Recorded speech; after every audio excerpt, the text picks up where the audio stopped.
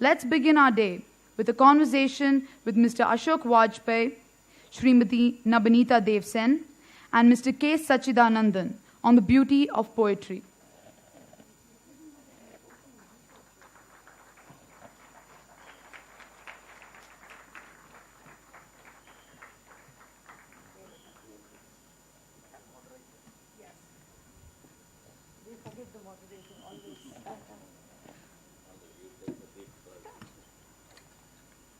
It was poet Thomas Gray who had famously said, "Poetry consists of thoughts that breathe and words that burn," and his words have been the credo of this panel.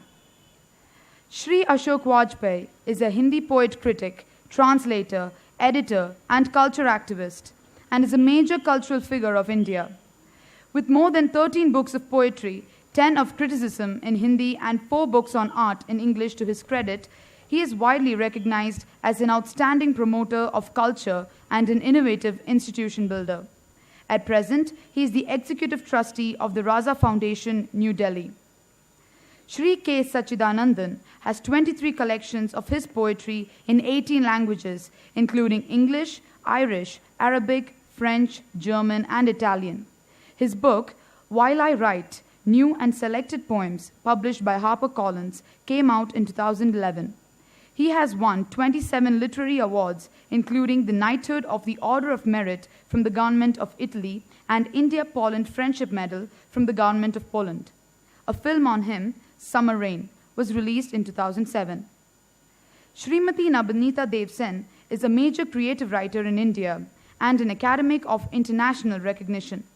While her academic work is in English, her creative writing is in Bangla. Retired as Professor of Comparative Literature, Jadavpur University, Kolkata, she has more than 80 publications in a variety of genres consisting of poetry, novels, short stories, travelogues, plays, memoirs, literary criticism, translations, and children's literature. She has received national and international acclaim, including the Padma Shri, the Sahitya Academy Award, the Bangla Academy Lifetime Achievement Award, the Publishers and Booksellers Guild Lifetime Achievement Award, etc. She has represented Indian writing at international fora. She was the Radhakrishnan Memorial Lecturer at Oxford University, held the Maytag Chair of Comparative Literature and Creative Writing at Colorado College, USA. She is a visiting professor at the International Summer School of Semiotic and Structural Studies. She was the member of the executive committees of International Comparative Literature Association and of the International Association of Semiotic Studies. She is the president of SOI, Women Writers Association of West Bengal. Our moderator for the day is Ms. Mamta Sagar, who is a well-acclaimed Kannada poet. She has 3 collections of poems, 4 plays, books on criticism, and several poetry from different languages all over the world have been translated by her into Kannada. Her poems, too, have been translated into several languages, including Vietnamese, French, and Slovenian, among many. Her book, Hide and Seek, which is a collection of 50 poems translated into English with source text, will be published shortly. She currently teaches in the Kannada department in Bangalore University. I now request our dignitaries to proceed with the session. Thank you. ಎಲ್ರಿಗೂ ಕಾವ್ಯಕ್ಕೆ ಸುಸ್ವಾಗತ. ಇವತ್ತು ನಮ್ಮ ಜೊತೆಗೆ ಮೂರು ದಿಗ್ಗಜಗಳು ಇದ್ದಾರೆ. ಹಿಂದಿನಲ್ಲಿ ಬರೆಯೋ ಅಶೋಕ್ ವಾಜಪೇಯಿ ಇದ್ದಾರೆ, ಬೆಂಗಾಲಿನಲ್ಲಿ ಬರೆಯೋ ನವನೀತಾ ದೇವ್ಸೇನ್ ಇದ್ದಾರೆ, ಮತ್ತು ಮಲಯಾಳಂನಲ್ಲಿ ಬರೆಯೋ ಕೆ ಸಚ್ಚಿದಾನಂದನ್ ಇದ್ದಾರೆ. And all the 3 are not just poets from their languages. They have made a dent, they have made a mark in Indian literature and have given a great strength for Indian poetry and the language poetry. Now, I'll not take much time because we are already running out of time. I want you to listen to more of poetry by the great poets with us. And I will request the poets to also, give us tiny little anecdotes, because poets don't write just poetry. Poetry is not just poetry. Poetry moves beyond what it has to be, and it happens only because the culture and the language spaces demands. And it imbibes a lot of personal, political, and various kind of stances and spaces. So now up to Nabanita, and we are waiting to listen to you. My first poem is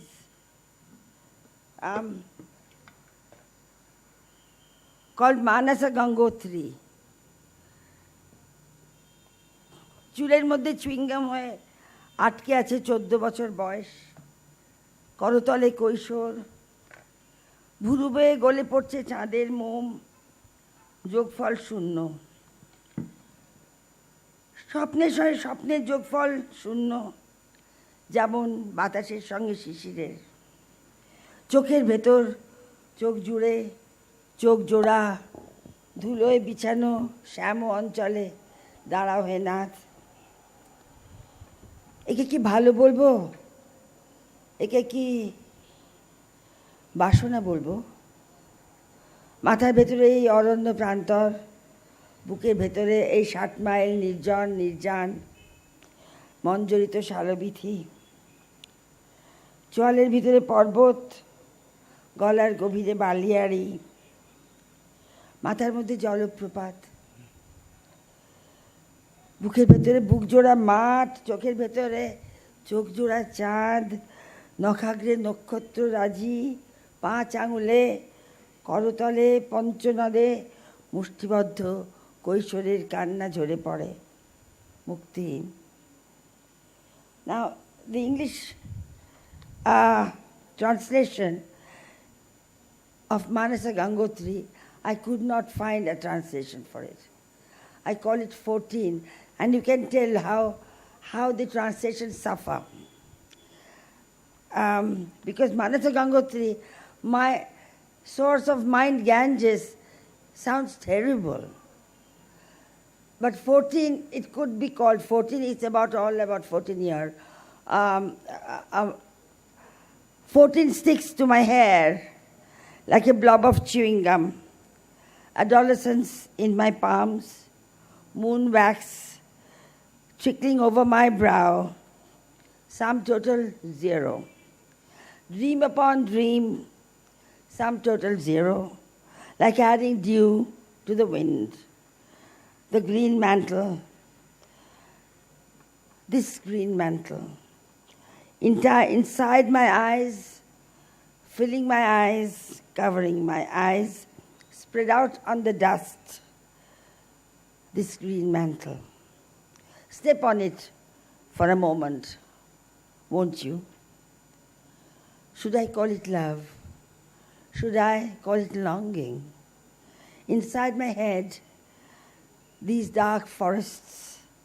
In my heart, these 60 miles of empty highway, desolate. Jamming my jaws, rocks. Choking my throat, sand dunes. Roaring inside my head, cascades within my eyes, filling my eyes, overflowing my eyes. The moon. Stars at my fingerprint tips. Adolescence in my palms. 5 rivers gushing out between the fingers of my clenched fist. The tears of the teens melt into the air unfree.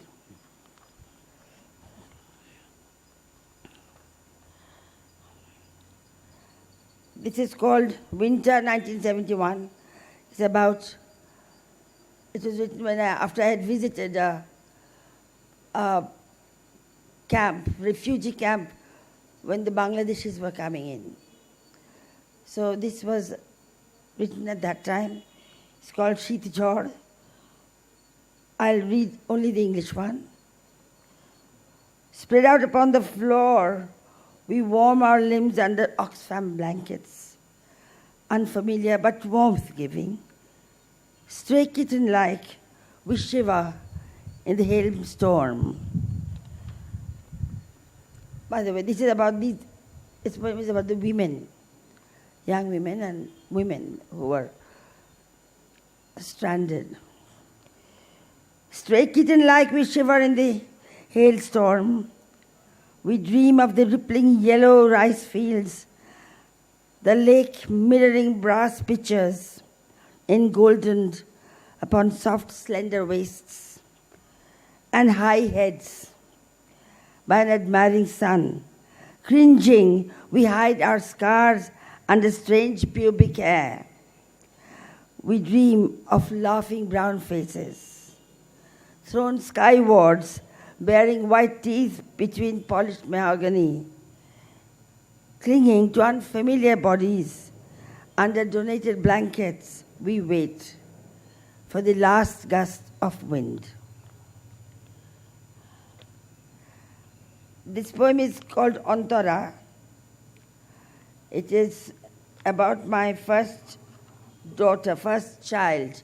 When the child was being born, I felt that I was achieving something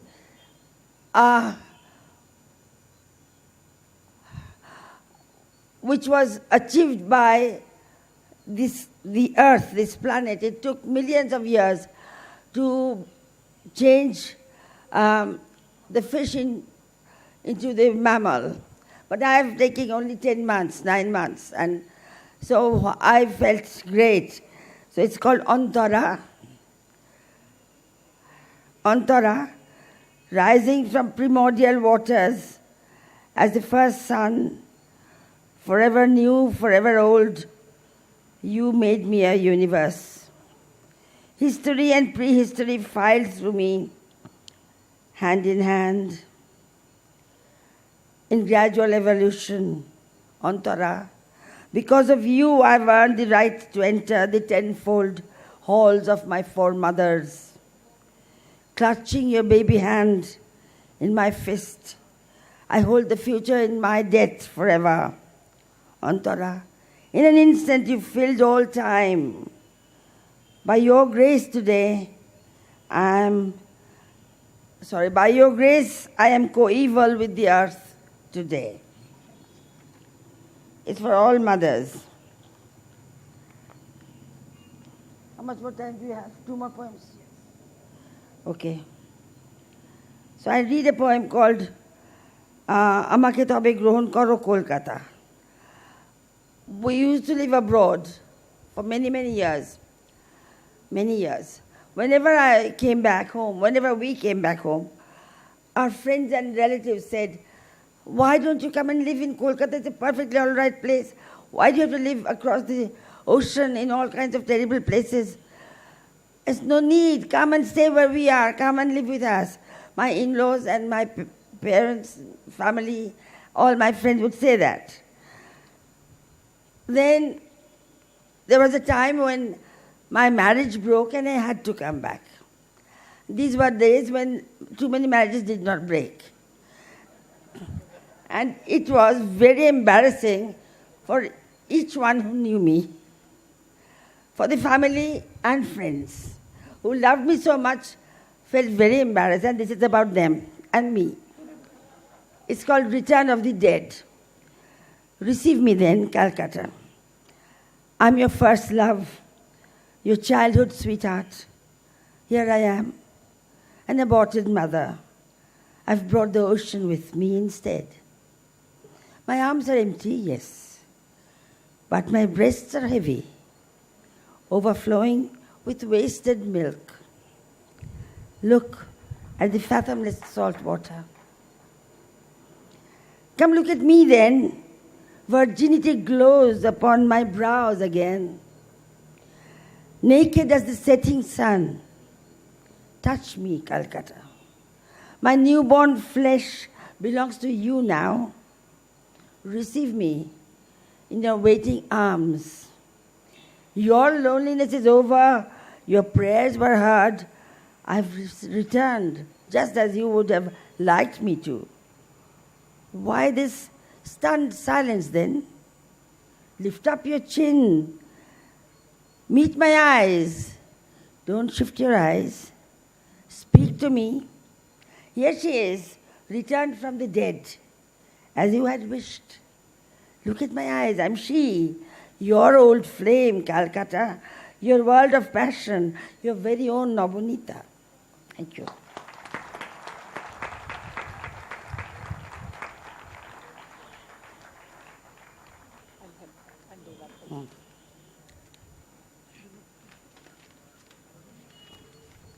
Mr. Ashok Vajpeyi is a very big poet from Hindi and a wonderful poet. दोस्तों, जितनी अंग्रेज़ी मुझे आती थी उसमें मैं बकबक 2 दिन कर चुका हूँ। अब असल में क्योंकि मेरा एक नया कविता संग्रह आया है, कहीं कोई दरवाज़ा। तो जब मैं स्कूल में पढ़ता था तो हमारे एक अध्यापक थे, बहुत लोकप्रिय थे, मैं उनका बड़ा प्रिय शिष्य था। तो उनका तबादला हो गया, तो हम लोग बहुत रोग आ रहे थे। तो उन्होंने जाते हुए मेरे कंधे पे हाथ रखा और कहा, देखो तुम प्रशासकों के परिवार से हो तो जाना तो भारतीय प्रशासन सेवा में, लेकिन मरना कवि की तरह। अब तब तो मैं इस पर बहुत दिनों बाद जब मैंने उनसे पूछा, वो मिले, तो मैंने कहा कि आपने ऐसी सलाह मुझे क्यों दी थी। फिर ज़्यादातर को तो भूल जाते हैं। कवियों में ये तुम्हारा, अगर अच्छी कविता लिख गए जिसका संदेह है, तो ये है कि तुम अपने जीवन के बाद भी थोड़े दिन जीते रहोगे। तो मैं इसी भ्रम में 50 बरस से बेशर्मी से कविता लिख रहा हूँ। अच्छा, शुरू में तो सब लोग खराब कविता लिखते थे, तो हमने भी लिखी। हमारे कुछ मित्र हैं जो कहते हैं तुम जिंदगी भर खराब कविता लिख रहे हो। तो बहरहाल, तो मैं हमारे ज़िंदगी से बहुत छोटी छोटी चीज़ें गायब हो रही हैं। उनमें एक है टोकनी। यकायक पता चला कि टोकनी नहीं है, पहले होती थी, जिसमें कई दुख और हरी भरी सब्जियां रखा करते थे। अब नहीं है। दुख रखने की जगहें धीरे धीरे कम हो रही हैं। यहाँ शबनम बिरमानी बैठी हैं, हमारी पुरानी मित्र। इन्होंने बहुत कबीर पर अद्भुत काम किया है। मैं एक नांत नाम की जगह है, थोड़ा थोड़ा रौब डालना चाहिए ना आप पर कि मैं कुछ यहीं भारत के ही जंगलों में नहीं विचरता हुआ पशु हूँ, मैं कभी कभी बाहर भी चला जाता हूँ। तो नांत में मैं गया तो था ये बहाना बनाकर कि मैं कबीर और गालिब पर एक किताब लिखूंगा। कुछ नोट वोट बनाए, लेकिन वो बहुत अकादमिक किस्म की किताब होने लगी तो मैंने छोड़ दिया। पर कुछ कविताएं कबीर की पंक्तियां लेकर लिखने की कोशिश की। आप जानते हैं सब कवि चोर होते हैं, कुछ की चोरी पकड़ी जाती है, कुछ का पता नहीं चलता। तो इससे पहले कि कोई पकड़े, मैं सोचा मैं आपको खुद ही बता दूं। उनकी एक पंक्ति है, खुले नयन मैं हंस हंस देखूं, सुंदर रूप निहारूं। तो खुले नयन मैं हंस हंस देखूं, खुले नयन से पुकार रहा हूं, कह रहा हूं हरी घास से कि पास आओ, गगन किवाड़ से कि पास आओ, नदी से, प्रपात से, पर्वतों की ऊंचाई से, पठार के धीरज से, प्रेम से, शब्दों से, अक्लांत उदारता से, अधिलिखी प्रार्थना से, अनलिखी कविताओं से, अपने रहस्यों को सख्ती से छुपाए हुए पृथ्वी से, खुले नयन मैं हंस हंस कर देखते हुए सिर्फ इतना ही तो कह रहा हूँ, पास आओ। अब ऐसे तो मुझे आस्था का वरदान नहीं मिला है, लेकिन मैंने बहुत प्रार्थनाएं लिखी हैं। अब आप सोचिए कि बिना आस्था के प्रार्थना, तो अपने आप में ये विडंबना है, लेकिन है सो है। कविता का काम जीवन की विडंबना को आपके सामने रखना। करो प्रार्थना, करो प्रार्थना कि हरी पत्तियां कुछ दिन और हरी रहें, पक्षियों की आयु कुछ लंबी हो, बहुतों के घर जीवन में इतना अंधेरा देर तक न रहे, सुरक्षित चकाचौंध में बहुत दिनों तक न रह सकें अत्याचारी और आतताई, बच्चों में चीज़ों का लालच बहुत न बढ़े, विचार के गलियारे इस कदर सूने न रहें, इतने पथहारे न हो स्वप्न दृष्टा, बूढ़े न हो इस कदर निस्सहाय, और युवा स्त्रियां इस तरह बेबस। करो प्रार्थना, प्रार्थना करो कि शब्दों पर भरोसा बना रहे और किसी भी हालत में वे कम न पड़े, कि सहायता की हर पुकार का तुम उत्तर दे सको, कि साधन भले कम पड़ जाएं देने की इच्छा में कमी ना आए, कि दुनिया की तेज रफ्तार से भले हम कदम न रह सको पर चलने का संकल्प न घटे। करो प्रार्थना कि टुच्चे लोगों से भले न बच सको, अपने टुच्चेपन से बचे रहो, और जीवन की तरह मृत्यु में भी कुछ गरिमा हो। करो प्रार्थना। समय कम है इसलिए दोबारा इत्यादि। सब कवियों को अच्छा लगता है, लेकिन करें क्या, समय किसी को छोड़ता नहीं है। करो प्रार्थना कि टुच्चे लोगों से भले न बच सको, अपने टुच्चेपन से बचे रहो, और जीवन की तरह मृत्यु में भी कुछ गरिमा हो, करो प्रार्थना। अब मेरा एक पोता है, अब तो खैर वो 14 बरस का हो गया, लेकिन जब वो 2 बरस का था तो उसके दूसरी वर्षगांठ पर मैंने एक प्रार्थना, 60 बरस का हो जाने के बावजूद, अब तो मैं 70 पार कर गया हूँ, उस समय 60 का ही हो रहा था, 60 बरस का हो जाने के बावजूद मुझे एक भी पूरी प्रार्थना याद नहीं है। अपने पिता को मैंने प्रार्थना करते कभी नहीं देखा था। मेरी माँ ने मुझे कोई प्रार्थना नहीं सिखाई। मैंने बहुत कुछ गंवा दिया है, पर प्रार्थना नहीं, क्योंकि कोई भी पूरी कभी मेरे हिस्से में नहीं आई। तुम एक तुतलाता हुआ वाक्य हो जिसके इर्द गिर्द मैं एक प्रार्थना बुनना चाहता हूँ। मैं उसमें गरमाती धूप, हरी पत्तियों का भय, पक्षियों का अथक उत्साह, खिलौनों की दिव्य आभा, बर्तनों में अन्न की आहट, सपनों से भारी नींद, आकाश में दिग्भ्रमित नक्षत्रों, साथ देने वाले हाथों, दिलासा देने वाली आंखों और न थकने हारने वाले पाँवों को गूंथ देना चाहता हूँ। मैं तुम्हारे लिए अभय की नहीं, अदम्य की कामना करता हूँ। मैं नहीं चाहता कि तुम्हें कुछ भी उपहार या वरदान की तरह मिले। मैं जानता हूँ कि तुम्हारे बड़े होने पर ये संसार लगभग वैसा ही गड्ढमड्ढ और झिलमिल होगा जैसा कि बुढ़ाते समय मेरे लिए है। मैं तुम्हें अंधेरे से लड़ने के लिए न कोई मशाल दे सकता हूँ, न उसे टोहने के लिए कोई लाठी। मैं इतना भर चाह सकता हूँ कि देर सवेर तुम अपनी आग पालो, इसमें लपक और रोशनी हो, और जिसे लड़ भिड़ कर अंत तक किसी तरह बचाए रख सको। सपने और सच में अंतर करना मेरे लिए हमेशा कठिन रहा है।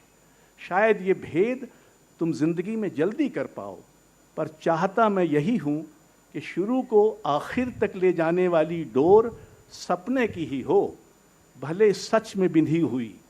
हम सपने के परिवार के हैं, सच की बिरादरी के नहीं। ये मेरी उलझन नहीं, जिम्मेदारी है कि मैं विरासत में तुम्हें देवता नहीं पुरखे सौंपूं। मैं तुम्हें बताऊं कि अंततः हम हारते रहे हैं, पर बिना झुके या पछताए कि हम दूसरों के कृतज्ञ होते हुए भी अपनी डगर पर चलते रहे हैं, कि हम ज़रूरत के वक्त काम आए हैं, भले हमें बाद में याद नहीं किया जाता रहा है। हमारा समय तुम्हारे से बेहतर या बदतर नहीं ठहरेगा। वो भी अटा पड़ा है प्रेम से, कामना और पिपासा से, अन्याय और क्रोध से, घृणा और बेचैनी से, पर उसी में चमकते सवेरे रहे हैं और उदास आश्वासन, लंबी न कटने वाली रातें, अनाम चिड़ियाँ, भरोसे के शब्द, समयातीत तक पहुँचने वाले क्षण, अंत तक सक्रिय बूढ़े, फिसल उलट जाते विन्यास, उम्मीद के स्थापत्य, लपकती आकांक्षाएं, मटमैले पर अमिट सच भी। उनमें से उत्तराधिकार में तुम क्या लेना चाहोगे, ये तुम पर है, लेकिन हम रहेंगे तुम्हारे आसपास, अदृश्य समय की तरह, स्वस्थ की तरह, जो शायद तुम्हें किसी भी हालत में निष्प्रभ होने से बचा सके। मेरे पोते, तुम जो ईश्वर की तरह निश्चल, ब्रह्मांड की तरह अप्रत्याशित, सूर्य की तरह नवजात, अग्नि की तरह पवित्र, पृथ्वी की तरह पुरातन हो, मैं तुम्हें इन शब्दों से प्रणाम करता हूँ और उम्मीद करता हूँ कि यही शब्द प्रार्थना की इबारत होंगे। लगा कि शायद मुझे भी हिंदी में पढ़ना है, लेकिन मैंने किताब ही नहीं लाया है हिंदी में।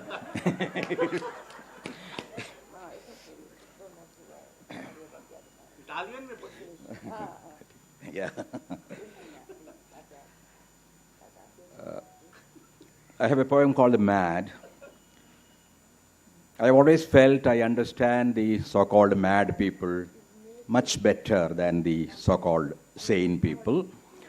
Also because my family has a tradition of madness which hopefully ends with me. Because I have a grandmother and 2 of the sisters of my mother who are mad, or who are supposed to be. I mean, by the common standards, they are considered mad. So I try to understand them and other mad people around me, and this is the response to the madness I find all around. The mad. The mad have no caste nor religion. They transcend gender, live outside ideologies. We do not deserve their innocence. Their language is not of dreams, but of another reality. Their love is moonlight. It overflows on the full moon day. Looking up, they see gods we have never heard of. They are shaking their wings when we fancy they are shrugging their shoulders. They hold even flies have souls, and a green god of grasshoppers leaps up on thin legs. At times they see trees bleed, hear lions roar from the streets. At times they watch the heavens gleam in a kitten's eye, just as we do. But they alone can hear ants sing in a chorus. While patting the air, they are taming a cyclone over the Mediterranean. With their heavy tread, they stop a volcano from erupting. They have another measure of time. Our century is their second. 20 seconds and they reach Christ. 6 more, they are with the Buddha. In a single day, they reach the Big Bang at the beginning. They go on walking restless, for their earth is boiling still. The mad are not mad like us.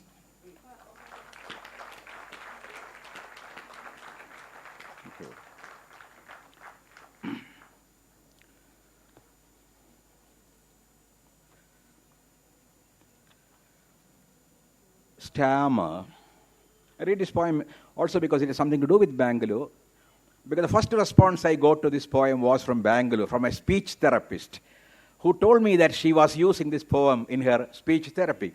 Well, poems are not generally of any practical use, and I was happy and surprised to hear her writing to me. She sent me an email saying, "Well, I just came across this poem. I'm using it in my speech therapy classes." Stammer. Stammer is no handicap. It is a mode of speech. Stammer is the silence that falls between the word and its meaning, just as lameness is the silence that falls between the word and the deed. Did stammer precede language or succeed it? Is it only a dialect or a language itself? These questions make the linguists stammer. Each time we stammer, we are offering a sacrifice to the God of meanings. When a whole people stammer, stammer becomes their mother tongue, just as it is with us now. God too must have stammered when he created man. That is why every word of man carries different meanings. That's why everything he utters, from his prayers to his commands, stammers like poetry.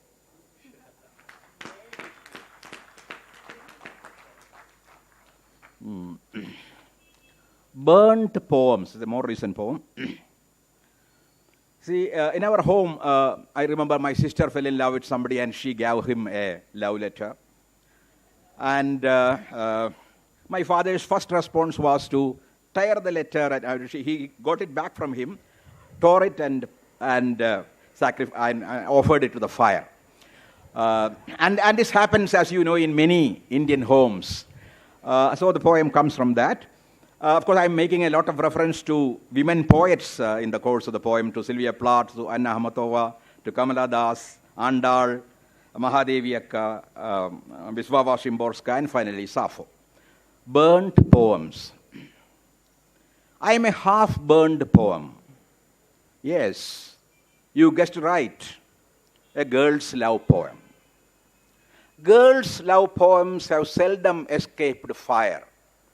father's fire, brother's fire, even mother's an heirloom. Only some girls half escape. Those half-charred ones we call Sylvia Plath, Anna Akhmatova, or Kamala Das. Some girls, to escape fire, hide their desire under the veil of piety. Thus is born a Mirabai, an Andal, a Mahadevi Akka. Every nun is a burnt love poem addressed to every nun, I don't know whether they mostly now wear white. Earlier they used to wear this coffee brown kind of mantles.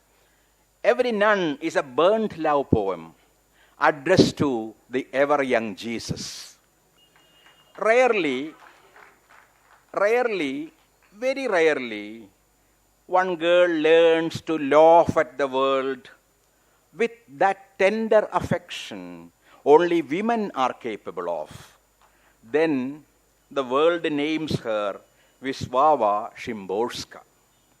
Of course, Sappho, she was saved only as her love poems were addressed to women.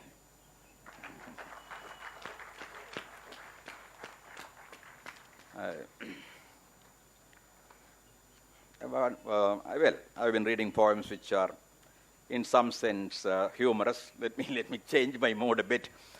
I read this particularly because I think it has a kind of relevance in the context. I remember Czesław Miłosz, the great Polish poet, saying, "The poet remembers," and one of the tasks of the poet is to make people remember. In 2002, after the genocide of Muslims in Gujarat, I visited the camps. I spoke to the refugees along with Mahashara Devi, and I heard stories which were blood-curdling, terrible stories of impossible violence and absolute lack of any kind of human compassion.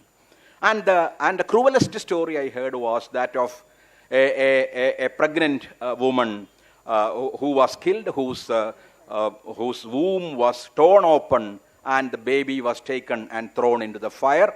In the same fire, her house was burning, and into that fire, the little baby was born. So in this, I wrote a series of 9 poems on the genocide after visiting those Gujarat camps, and which I think is extremely important to remember now. So this poem, that mother, who was also killed, she was also thrown into the fire, she is talking to her unborn child, the lullaby. My little darling, I had never imagined you would arrive like this. I had kept a lullaby for you, a little dress made with my own hands and some flowers. I had dreamt you would arrive with a wisp of cloud about your head and an angel's kiss on your little brow. It was Allah's footsteps I heard every time you moved inside me. Everything ended in a moment. They came with flags and torches. They came with swords and tridents. They bound my hands and feet. Their swords slit me asunder. Did you cling to the placenta as they drew you out of my body? Did you close your eyes tighter, those little eyes that had been dreaming of a moonlit river? Did you, as they flung you into our burning house, bid me farewell in your sparrow voice only fairies can hear? Did fire, with her spices smell, caress you with her fingers of sandalwood and sunflowers? Did the breeze rock you in the flame's golden cradle? Did you feel a whole lifespan in a single searing second without ever being born? No mother might thus have delivered her child straight into the funeral pyre. No scream would thus have turned into ash before it rose. Farewell. I too do not want to be reborn into a world forbidden to you. And you, mothers of my land, don't ever bring forth children into this dark again.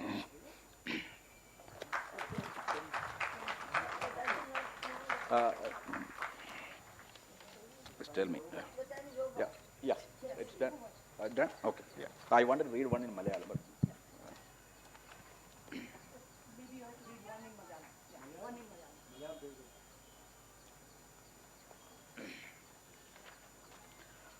One in Malayalam, because I write in Malayalam, all these are translations actually. കവിത തിരിച്ചു വരും. നമുക്കാവശ്യമാണ് അരി, ഉപ്പ്, മുളക്, വിറക്. കവിത വേണ്ടെന്ന് വയ്ക്കാം. എങ്കിലും കവിത തിരിച്ചു വരും. ഭൂമിയുടെ ബീജമായ അരിയെപ്പോലെ വെന്ത് ഉമിയുരിഞ്ഞ് തവിടുരിഞ്ഞ് വെളുത്ത് നാഴിയിടങ്ങഴി നിറപറ കലവറയൊന്നിലും ഒതുങ്ങാതെ കടലിൻ്റെ ഓർമ്മയായ ഉപ്പിനെപ്പോലെ നാവിൽ വെള്ളമൂറ്റി മുറിവ് നീറ്റി വേരിന് വളമേറ്റി മണ്ണിൻ്റെ കാമമായ മുളകിനെപ്പോലെ ചുണ്ടിൽ നാവിൽ അടിവയറ്റിൽ സിരയിൽ ഞരമ്പിൽ മാംസപേശികളിൽ മുഴുവൻ എരിവ് പടർത്തി കാടിൻ്റെ അസ്ഥിയായ വിറകിനെപ്പോലെ ശീൽക്കാരത്തോടെ മജ്ജയൊഴുക്കി ചെറിയ ചെറിയ ജ്വാലകളോടെ അമർന്ന് കത്തി അരി, ഉപ്പ്, മുളക്, വിറക്, കവിത എന്ന് ഒറ്റ ശ്വാസത്തിൽ പറഞ്ഞ്.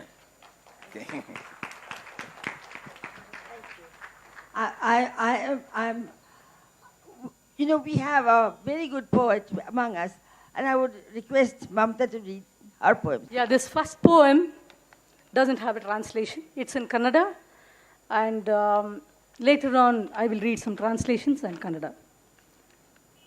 This poem actually has metaphors like the woman is the sea. It's always man who is the sea.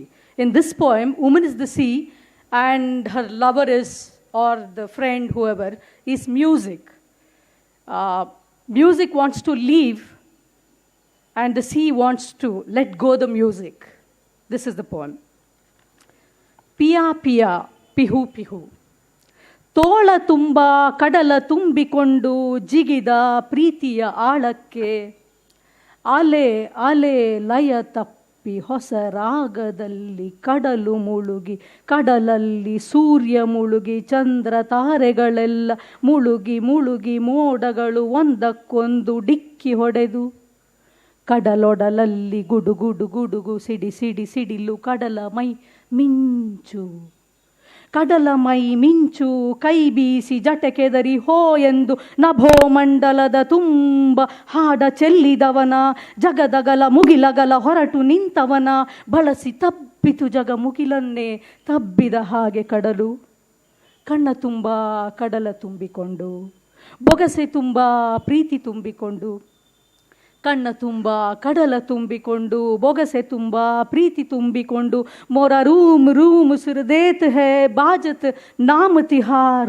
ರೋಮ ರೋಮ ರಾಗ ನುಡಿಸಿದ ಹಾಗೆ ಹಾಗೆ ಕಡಲಿಗೆ ತುಟಿ ಇಟ್ಟು ಆವರಿಸಿ ಬಿಟ್ಟ ಕತ್ತಲಲ್ಲಿ ಕತ್ತಲ ಚೆಲ್ಲಿ ಕಲಕಿ ಕಡಲ ಕನಸು ಕಲಕಿ ಕಡಲ ಕನಸು ಪಿಯಾ ಪಿಯಾ ಪಿಹು ಪಿಹು ಅನ್ನುತ್ತಿತ್ತು ಮನಸ್ಸು ಹುಣ್ಣಿಮೆಯ ರಾತ್ರಿಯಲ್ಲಿ ರಾಗಗಳ ಹೆಕ್ಕಿ ಹೆಕ್ಕಿ ಅಲೆ ಅಲೆ ಉಮ್ಮಳಿಸಿ ಬಿಕ್ಕಿ ಬಿಕ್ಕಿ ರೋಧಿಸಿತು ಕಡಲು ನಿದ್ದೆ ಇಲ್ಲ ನಿದ್ದೆ ಇಲ್ಲದ ಮುಗಿಲು ಕಣ್ಣು ಕೆಂಪು ನಿದ್ದೆ ಇಲ್ಲದ ಮುಗಿಲ ಕಣ್ಣು ಕೆಂಪು ಸುಡು ಸುಡು ಸೂರ್ಯ ಒಡೆದೊಡೆದು ಚೂರು ಚೂರು ಚಂದ್ರ ಕರಗಿ ಹರಿದು ಕಡಲ ತುಂಬೆಲ್ಲ ನೀರು ಕಣ್ಣೀರು.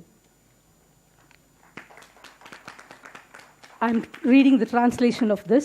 All my poems are translated into English by my friend Dr. Chitra Panikar. Thank you, Chitra, and thanks for inviting me here. In this house, I'm alone. I sit in the room here, stand in the room there, roam around in the quadrangle. Like this, I fill the entire house. In the kitchen, hunger lights the hearth. Flames flicker forth, things boil, get cooked, and desire spills over. Inside, showers, sinks, taps, rests water eager to flow. While swinging memories, Memories, the swing, while swinging memories, the swing reaches out to a time beyond. In the cupboards, books gather. Full of plain letters, they sit there quiet, not transcending the page. In the silence, a house full of sounds, but still this loneliness that won't leave you alone. The silence stuck to the back, swings, talks, feeds the dreams and just sits around with you. On sleeping, it's night. It's morning as one wakes up. Time loses itself. I'm in this house. The house is within me. One incessantly spreads into the other. No stop, no barrier. The zest for life shows. The zest for life shows like this, traversing this day to the next. ಚುಚ್ಚು ಮಾತು ಮೊನಚು ಮೌನ ಇರಿದು ಕೆಂಪಗೆ ನೋವು ಹರಿದು ಹನಿ ಹನಿ ಜಿನುಗುತ್ತದೆ ಪದ ಪದವಾಗಿ ಹಳೆ ಮೇಲೆ ಮಣಿ ಮಣಿ ಮಾಲೆ. ನನಗೆ ಕೆಂಪಿನ ಖಯಾಲಿ ಕೈ ಇಟ್ಟರೆ ಸಾಕು ಹರಿವ ನೆತ್ತರು ನಿಂತು ಹರಳಾಗಿ ಹೊಳೆಯುತ್ತದೆ ಹಾರವಾಗುತ್ತದೆ. ಗದ್ಗದ ಕಂಠದ ಸುತ್ತ ಪೋಣಿಸಿದ ಎರಡೆಳೆ ದುಃಖಕ್ಕೆ ಜೋತು ಬಿಟ್ಟ ಹೃದಯ ಡವಗುಟ್ಟುತ್ತದೆ ಭಾರವಾಗಿ. ಅವನು ಕೊಟ್ಟದ್ದು ನಾನು ಪಡೆದದ್ದು ಒಟ್ಟಲ್ಲಿ ಒಡೆದು ಹೋಗಿರುವುದಂತೂ ನಿಜ.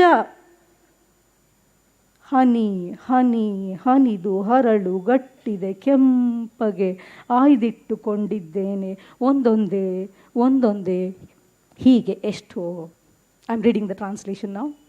The sharp word, the ಪ್ರಿಕಿಂಗ್ silence as spear point tears into flesh. The pain pours in red. Drop by drop it falls on the page as words. A beaded necklace. Rubies I'm fond of.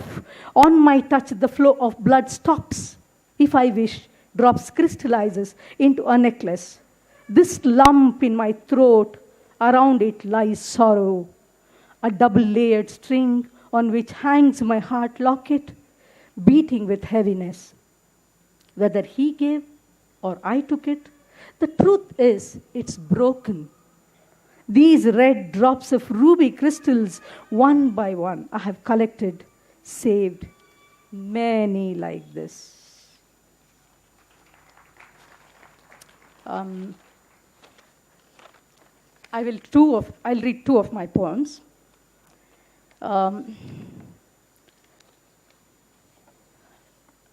Rain. ಮುಸು ಮುಸು ಅಳುವ ಮನಸ್ಸಿನ ಹಾಗೆ ನಿಂತು ನಿಂತು ಬಿಕ್ಕುವ ಮಳೆ. ದುಗುಡ ದುಮ್ಮಾನ ದಾಲಿಕಲ್ಲು ಭೋರ್ಗರೆವ ಮಳೆ. ದುಃಖ ಉಮ್ಮಳಿಸಿ ಧೋ ಅಂತ ಸುರಿವ ಸೋನೆ ಮಳೆ. ಹರಿದ ಚಿಂದಿ ಮನಸ್ಸಿಗೆ ತೇಪೆ ಹಚ್ಚುವ ಸೂಜಿದಾರದೆಳೆ ಮಳೆ. Sob, the rain sobs. Like the sobbing, depressed mind, sob by sob it rains, downpour like hailstones, bursting despairs and pouring grief, knitting the torn sleeves of mind. My song in the rain has no end, a poem, an unbroken thread. An unbroken thread, ಬರೆದಿಟ್ಟ ಸಾಲುಗಳು ಪದ ಪದ ಪದ ಪದ ಪದ ಪದ ಮಳೆಯಾಗಿ ಹರಿದು ಹಾಡು ಹರಿದು ಊರೆಲ್ಲ ತೊಯ್ದು. Words and words and words, pours the rain, flows the song, wet everywhere. ಮಕ್ಕಳು ಮಳೆಯಲ್ಲಿ ಮಳೆಯಾಗಿ ಹುಡುಕುತ್ತಾರೆ ನನ್ನ, ತೊಪ್ಪೆ ತೊಯ್ದು ನೀರಲ್ಲಿ ನೆನೆಸುತ್ತಾರೆ ನನ್ನ ಹಾಡನ್ನ. Children in rain, rainy children search for me, drenched completely soaked into my songs, wet smiles on their lips. The line that I wrote on their lips. Rain again, flow again, drop by drop, word by word, threaded through the song flows.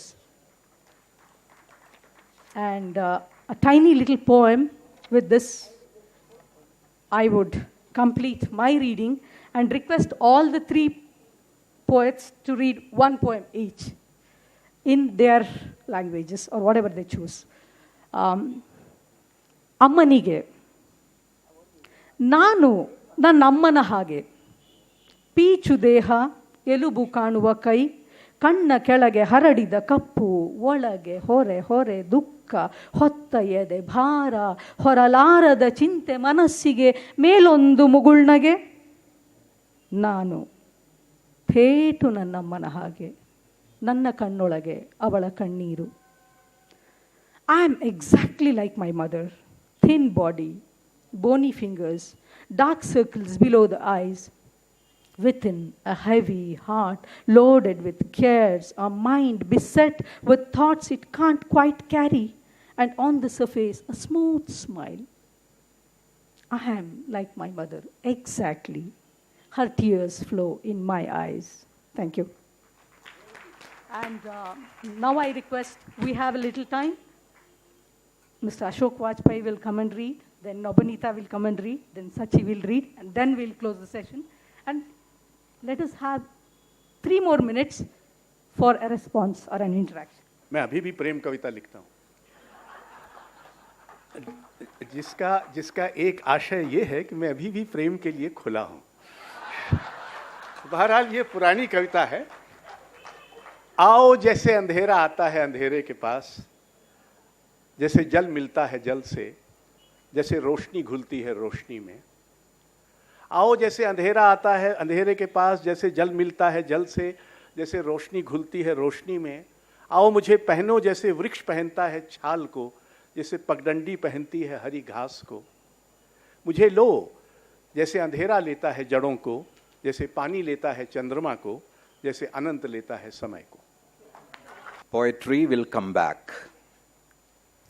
We need rice, salt, chili, firewood. We can do without poetry.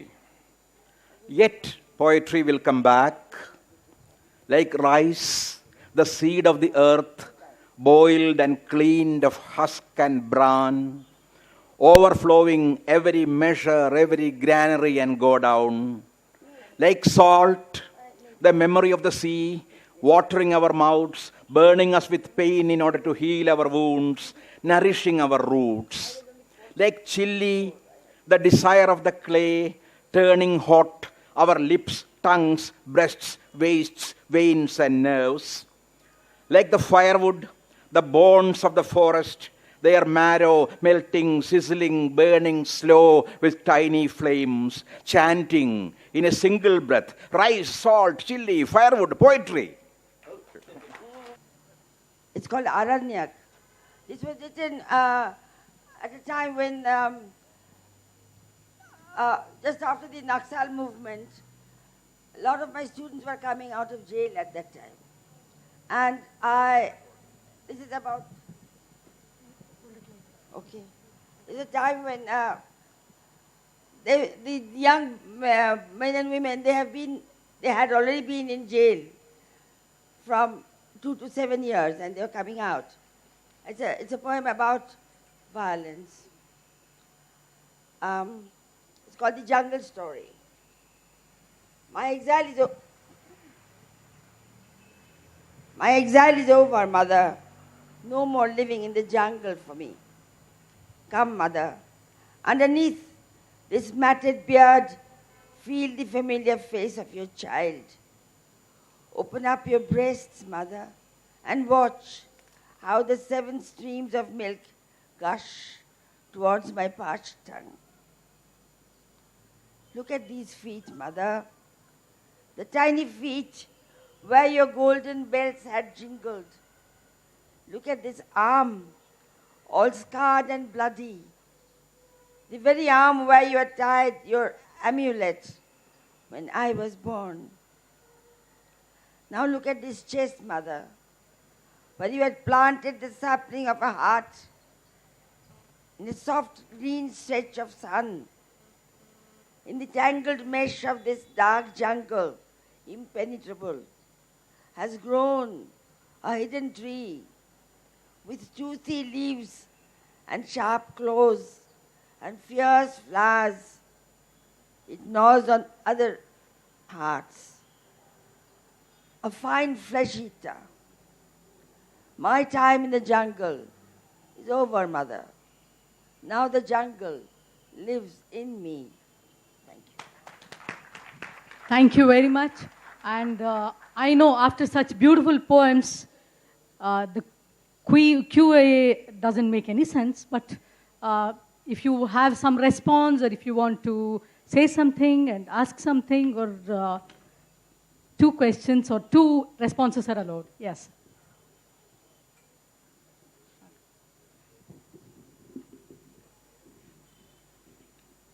I'm Dr. Nagana from Mysore.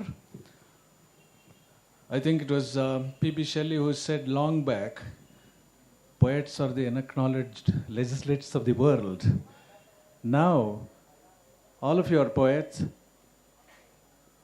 Have you found occasions to test the veracity of this statement? He said it 150 years ago or 200 years ago, Shelley. Now in the contemporary times, have you found occasions to test the veracity of this statement? I like to know your response. Well, I don't know poets want to be acknowledged or unacknowledged legislators.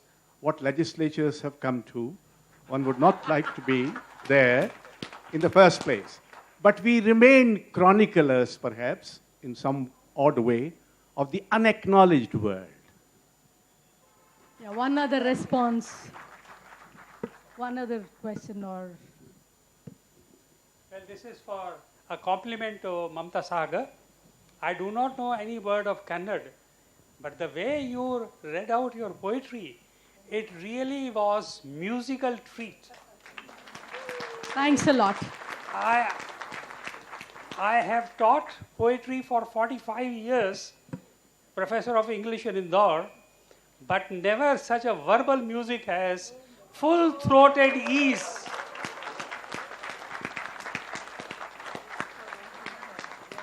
I really don't know how to respond. Well, I will respond. I agree with you 150%. I only request Mamta not to take it too seriously. Thank you. And I think we'll... Anybody else? There is somebody wants. My question is to Satchidanandan, sir. This question is an elemental question which confronts anyone who takes up the practice of writing poetry. The title of this session itself, Thoughts That Breathe and Words That Burn, shows this schism between poetry as a political act and an aesthetic act. And in your works, sir, there are works like The Hospital Ward, which are so political in its tone, and also poems which are sensual, like the sequence Infinite. So how do you manage to balance between these 2 ways of writing poetry, the political and the more sensual themes? I think it's not true. There are 200 ways of writing poetry, and I try to confront experience in every form. I don't exclude any kind of experience from my poetry. It could be love, it could be a political event or a social event that moved me. And so I have been mainly, it is one of my ways of, or perhaps my chief way of responding to the world around me and the world within me. And I don't find a contradiction, in fact, between all these, because these are all parts of the total human experience. Yeah, I think now we are going to close the session. Thanks a lot. And thank you, poets.